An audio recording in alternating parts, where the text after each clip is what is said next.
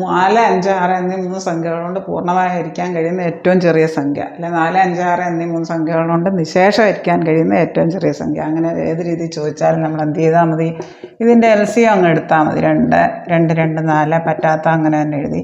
ഇനി പൊതുഘടകം ഇല്ലാത്തതുകൊണ്ട് എല്ലാം കൂടെ ഗുണിച്ചെഴുതിയാൽ 2 ഗുണം 2 ഗുണം 5 ഗുണം 3, അതായത് 60 കിട്ടും. LCM 60. LCM കണ്ടാൽ തന്നിരിക്കുന്ന സംഖ്യകളുടെ LCM കാണാം. 2 ഗുണം 2 ഗുണം 5 ഗുണം 3, 60. ഇനി ഇവിടെ ഇതാണ് ചോദ്യം.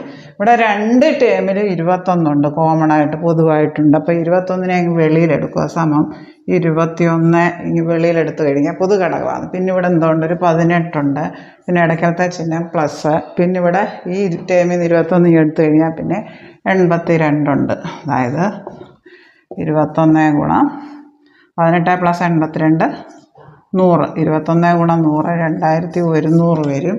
ഓപ്ഷൻ ബി ആണ് ഉത്തരം. ഇങ്ങനെയുള്ള കണക്ക് വന്നു കഴിഞ്ഞാൽ പൊതുഘടകം ഇനി വെളിയിലെടുത്താൽ ഇത് ഇൻറ്റു ചെയ്ത് കാൽക്കുലേറ്റ് ചെയ്യാൻ കുറേ ടൈം എടുക്കും. അപ്പോൾ ഇതിൽ നിന്ന് 21 എടുത്തു കഴിഞ്ഞാൽ പിന്നെ ബ്രാക്കറ്റ് ആദ്യത്തെ ടൈമിൽ പിന്നെ എന്തുകൊണ്ട്, ഒരു 18 പിന്നത്തെ ചിഹ്നം പ്ലസ്, പിന്നെ എന്തുകൊണ്ട് 82 അതായത് 21 ഇൻറ്റു ഇത് രണ്ടും കൂടെ കൂട്ടുമ്പോൾ 100 കിട്ടും. 2100. ഓപ്ഷൻ ബി ആണ് ഉത്തരം.